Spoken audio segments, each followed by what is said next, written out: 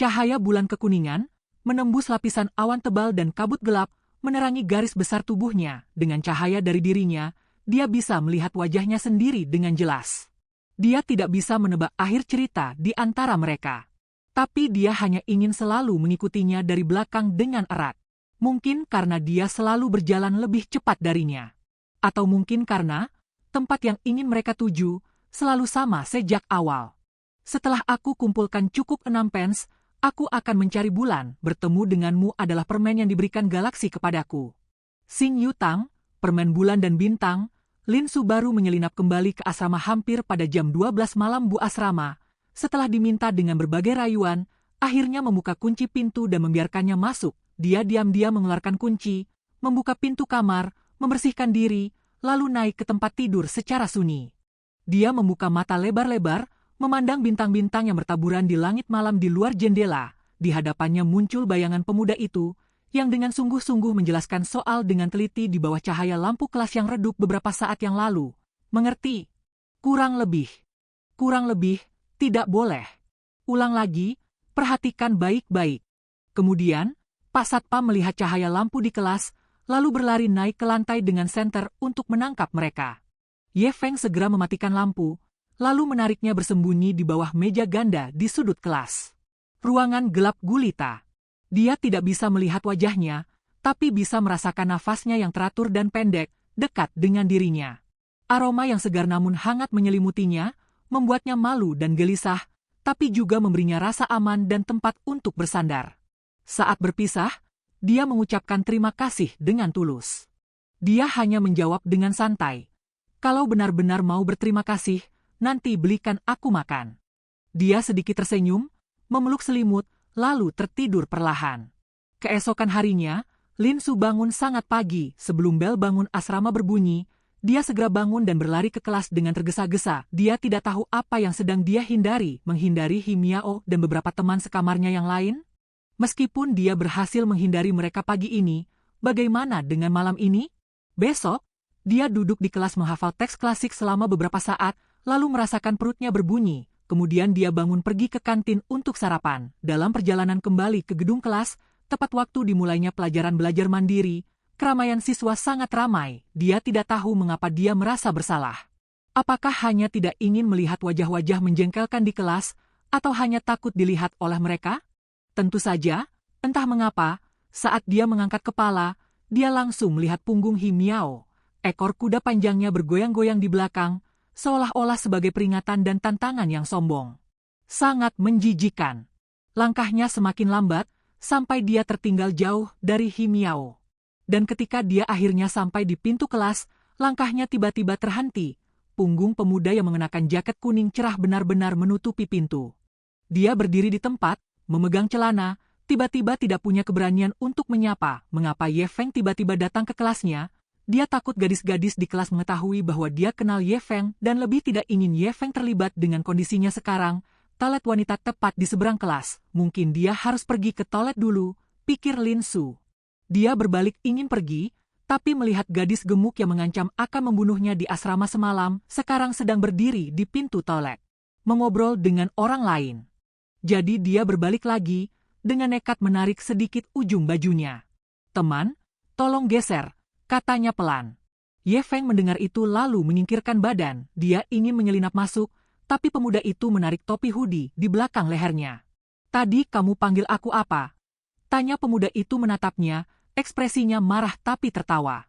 Ye Feng. Dia sedikit mengernyit, tersenyum seolah-olah santai. "Kamu cari orang? Perlukah aku bantu panggil? Siapa lagi yang bisa aku cari?" Ye Feng tertawa karena marah. "Tentu saja cari kamu. Pinjam catatan bahasa Inggris aku lihat," lanjutnya. "Baik, tunggu sebentar di pintu." Lin Su kaget sebentar lalu berkata. Tapi Ye Feng tetap berjalan dengan santai mengikutinya ke tempat duduk. Him Yao sedang duduk di samping memakai kaca kecil. Tiba-tiba melihat Ye Feng, dia sangat gembira lalu menutup kaca dengan bunyi tek, menunjukkan senyum yang sangat manis dan ramah. "Ye Feng, kamu cari suksu? Ada apa?" "Pinjam catatan bahasa Inggris." Lin Su mengeluarkan barang di dalam meja lama sekali, tapi tidak melihat sedikit pun catatan bahasa Inggris. "Tunggu sebentar, aku lupa taruh di mana."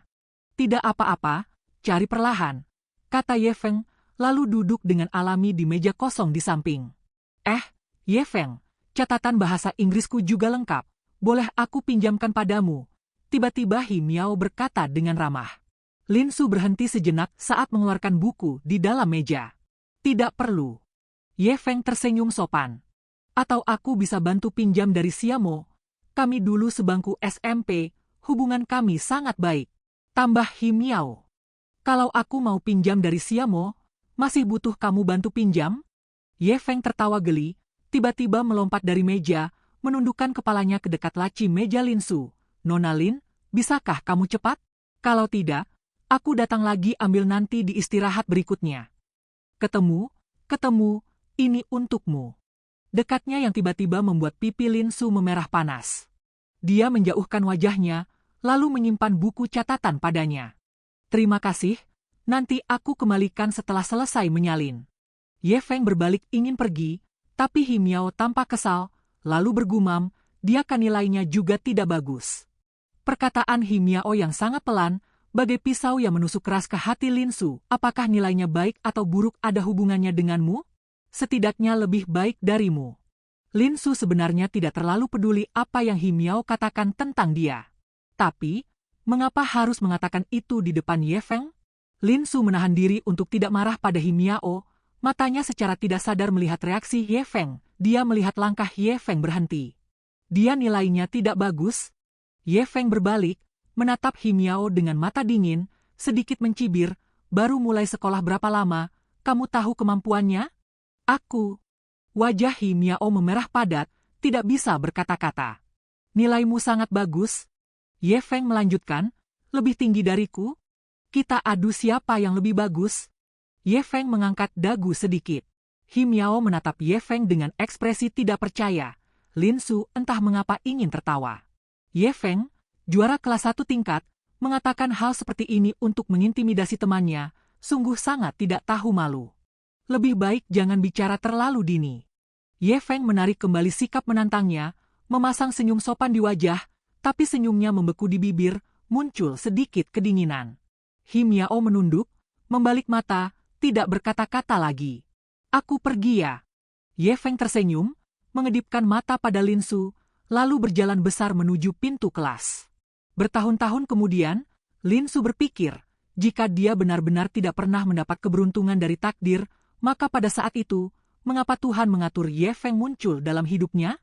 Dia memang berbeda dari yang lain, meskipun dia tahu jelas bahwa apa yang dikatakan Hi Miao adalah fakta, dan semua penilaian Ye Feng padanya hanyalah ilusi dan penampakan semu. Tapi apa yang sebenarnya palsu, dan apa yang nyata, dalam masa muda yang sederhana dan berantakan, dialah yang memberinya mimpi yang semu namun bisa terasa nyata. Membuatnya terpesona, membuatnya bahkan jika menjadi ngengat, tetap ingin terbang tanpa ragu menuju satu-satunya cahaya. Ada bunyi gebukan keras di meja Hi Miao. Tentu saja, setelah kalah, dia mulai melempar tas pensil dan buku lagi, namun suasana hati Lin Su sungguh sangat baik. Sepanjang hari, Hi Miao tiba-tiba menjadi lebih tenang, mungkin karena semalam dia baru menangis memelas, jadi belum bisa keluar dari peran korban yang lemah. Meski Hi Miao tersenyum manis dan bersikap sopan padanya, Lin Su tetap bisa merasakan taring tersembunyi di balik senyumnya. Dia yakin, jika mendapat kesempatan, Hi Miao pasti akan membuka mulut dan menggigitnya dengan keras. Siswa yang mendapat juara 1 mata pelajaran seluruh tingkat pada ujian tengah semester lalu, jangan segera pulang setelah belajar malam. Hi Miao, Deng Shuai, dan siapa lagi, Lin Su. Kalian bertiga, Hi Miao yang bertanggung jawab. Tempel foto yang sudah diambil tadi ke papan kehormatan di lantai 1. Besok pimpinan kota akan datang memeriksa, jangan lupa. Cui Min masuk saat bel belajar malam berbunyi, setelah memberi perintah dia pulang menjemput anaknya. Saat mengerjakan perhitungan, Lin Su tanpa sadar menusukkan pulpen hitamnya keras-keras ke kertas coretan, angka dan simbol yang berantakan membuatnya muak, sama seperti sikap dan nada bicara Cui Min. Hi Miao yang bertanggung jawab? Mengapa dia? Bel istirahat berbunyi. Hi Miao tiba-tiba berdiri, membuat kaki meja menggesek lantai dengan bunyi mencicit yang menyakitkan telinga. Dia berteriak keras ke barisan depan, Deng Shuai, ayo tempel foto.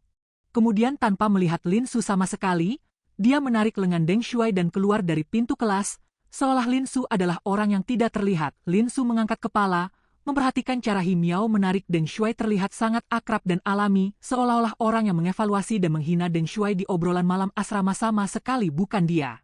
Hipokrit. Dia berdiri, mengambil foto sendirian menuju lobi lantai 1.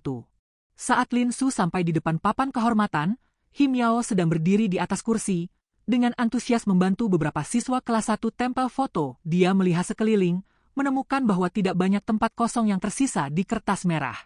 Kamu pulang saja, Lin Su. He Miao tiba-tiba berbalik, sudut mulutnya melengkung, tapi matanya menunjukkan sedikit kesombongan. Fotomu tidak bisa ditempel. Mengapa? Dia menatap lurus ke He Miao, bertanya balik. Kamu tidak lihat tempatnya sudah penuh? He Miao tidak lagi bersikap sopan. Terlalu banyak juara 1 bersama pada ujian tengah semester. Tidak ada tempat untukmu. Ye Feng dapat juara 1 4 mata pelajaran. Foto dia cuma ditempel 2 saja. Dia juga tidak komplain. Kamu malah tidak seimbang. Pagi ini saja Ye Feng baru saja menantangnya. Tapi dia sudah lupa? Berani malu mengambil Ye Feng sebagai alasan? Aku. Sikap Lin Su mengeras.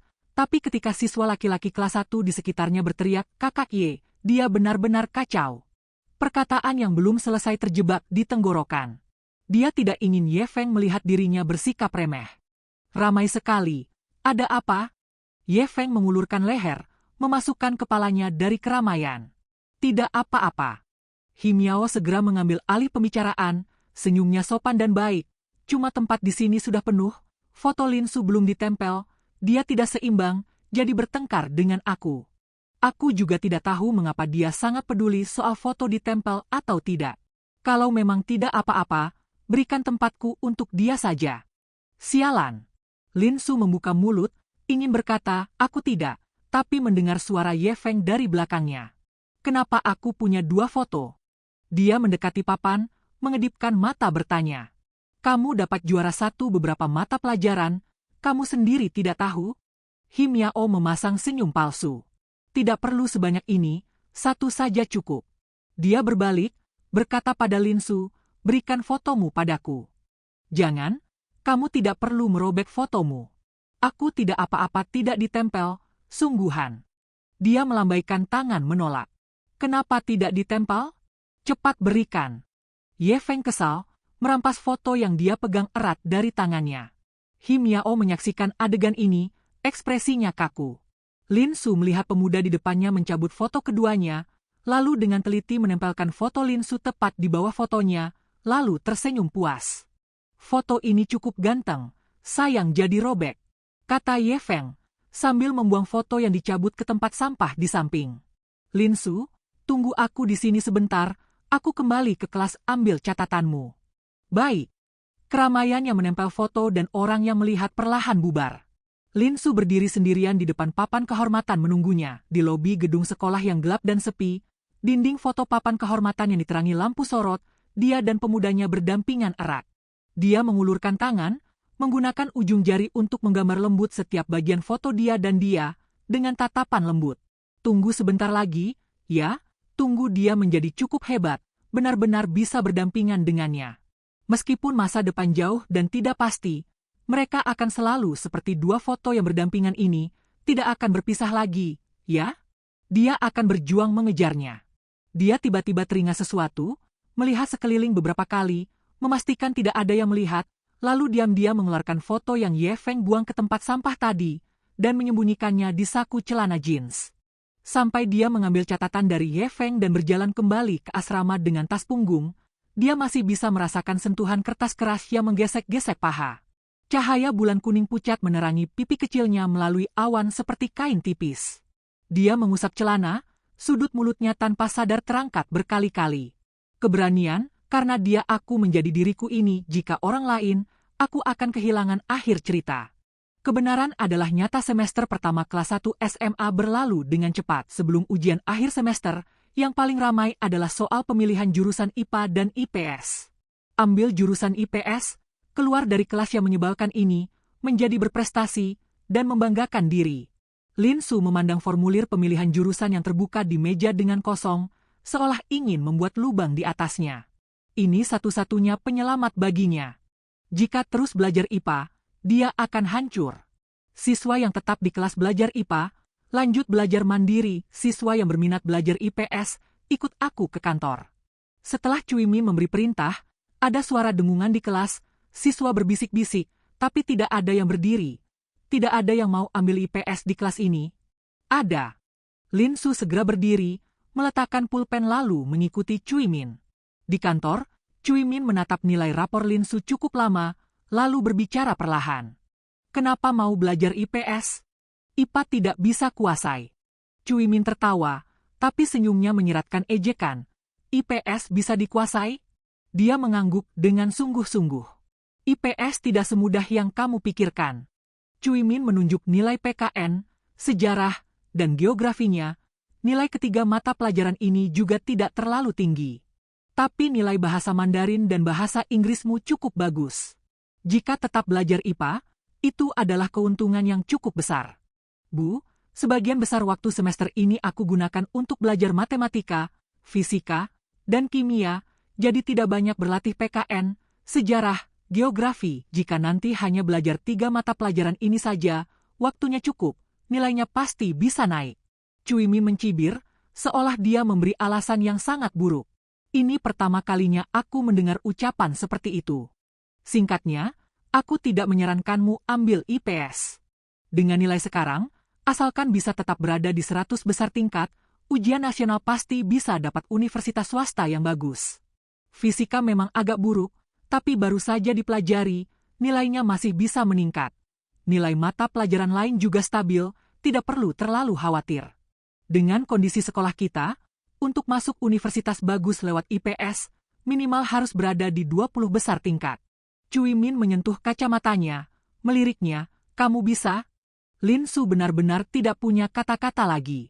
Dia selalu berpikir nilai buruk sekarang hanya karena dia tidak pandai IPA. Selama dia ambil IPS, semuanya akan membaik. Tapi baru saja, Cui Min bertanya, apakah akan membaik? Dari mana kamu dapat kepercayaan itu? Jika dia juga tidak bisa menguasai IPS, apa yang harus dia lakukan? Dia berlari semakin cepat, begitu jauh sehingga dia tidak bisa melihat sedikit pun punggungnya dari keramaian. Dia dulu berpikir mengganti garis start, pasti bisa mengejar dan berdampingan dengannya. Tapi jika tetap tidak bisa, selama seminggu penuh, dia bimbang tentang apakah harus ambil IPS atau tidak. Dia menelepon orang tuanya, mengulangi kata-kata Cui Min, dan mendapat perintah untuk tetap belajar IPA setelah mereka berdiskusi. Tapi dia merasa samar-samar bahwa belajar IPA adalah hal yang salah. Setelah busur ditarik, anak panah tidak bisa kembali. Begitu memasuki jalan ini, dia akan benar-benar hancur. Di akhir pekan, sekolah mengadakan seminar pendaftaran lomba mata pelajaran nasional untuk kelas 1 SMA. Dikatakan jika mendapat juara, bisa mendapat poin tambahan untuk ujian nasional. Siswa yang berminat bisa mendaftar, tapi kuota setiap tingkat terbatas. Guru penyelenggara akan memberikan kuota berdasarkan peringkat nilai siswa yang mendaftar. Aula sekolah sangat ramai. Lin Su memilih tempat di sudut untuk duduk, sambil mengeluarkan buku catatan dan pulpen dari tas, sambil mencari sosoknya di keramaian. Kamu cari siapa? Ye Feng melemparkan tas satu bahu ke meja, lalu duduk di kursi kosong di sebelahnya. Tidak cari siapa-siapa, cuma lihat-lihat saja. Pipinya sedikit memerah. Kenapa tidak duduk di depan, malah duduk sini? Acara macam ini bakal berlarut sepanjang sore, cuma buat daftar saja. Duduk di depan terus diawasi guru, ganggu aku mengerjakan soal. Sembari berkata, dia mengeluarkan buku latihan matematika dari tas, membukanya, lalu memasukkan earphone MP3 ke telinga. Dia bersenandung pelan sambil menunduk mengerjakan soal. Orang ini, Lin Su berpikir hari ini memang ada acara, jadi dia tidak membawa buku apapun, cuma membawa buku catatan teks kuno. Lagi pula, teks-teks di buku kecil itu sudah dia hafal luar kepala. Guru pembicara menyetel mikrofon. Dia akhirnya menutup buku kecilnya, lalu mendengarkan presentasi dengan saksama. Ternyata, hampir 2 jam berlalu, dia baru akhirnya sampai waktu pendaftaran. Siswa yang masuk 30 besar tingkat pada ujian tengah semester tidak perlu angkat tangan untuk daftar. Kalian juara kelas ini, harus ikuti semua lomba mata pelajaran. Siswa di luar 30 besar, yang ingin ikut silakan angkat tangan, bisa mandiri atau direkomendasikan. Matematika, Ada yang mandiri atau direkomendasikan? Fisika, kimia, biologi. Siswa yang memenuhi aula ramai sekali, masing-masing mengangkat tangan atau meneriakkan nama juara kelas mereka, membuat guru pembicara yang menghitung daftar menjadi pusing. Setelah cukup lama, Lin Su akhirnya mendengar guru bertanya, "Bahasa Inggris, siapa yang daftar?" Dia mengangkat tangan diam-diam. Karena terlalu banyak yang mengangkat tangan di depan, dia sengaja mengangkat lengan lebih tinggi, sedikit berdiri. Suara rekomendasi dari barisan depan berhamburan, setiap nama melewati tangan-tangan terangkat, masuk tepat ke telinganya. Teman sekelasnya tahu nilai bahasa Inggrisnya pada ujian tengah semester. Apakah ada yang akan meneriakkan namanya? Apakah akan? Lupa bilang, siswa pinjaman, jika nilai total tidak masuk 50 besar tingkat, tidak perlu ikut ya, kesempatan terbatas, kita harus berikan kesempatan ke siswa yang lebih bagus. Tidak ada siswa pinjaman yang datang sini kan? Seorang siswa laki-laki dari kelas 1 di barisan pertama berteriak dengan hina. Lagi pula Bu, kalau bisa masuk 50 besar tingkat, masih perlu jadi siswa pinjaman? Perkataan siswa itu bagai batu yang dilemparkan ke danau dingin, menarik hati Lin Su jatuh sangat dalam. Saat guru belum menyadarinya, dia diam-diam menurunkan tangan kanannya yang terangkat, lalu melirik Ye Feng di sebelahnya dengan rasa bersalah. Untungnya, dia masih memakai earphone dan menunduk mengerjakan soal, seolah terisolasi dari dunia ini. Untungnya, dia tidak melihat kesombongan dan kekacauannya. Tapi tepat saat dia menyesal mengapa tadi mengangkat tangan, bahkan mengapa datang hari ini, pemuda di sebelahnya tiba-tiba melepas earphone, lalu mengangkat tangan setinggi mungkin. "Bu, sini!" Teriakannya terlalu keras, membuat siswa di barisan depan berbalik satu persatu.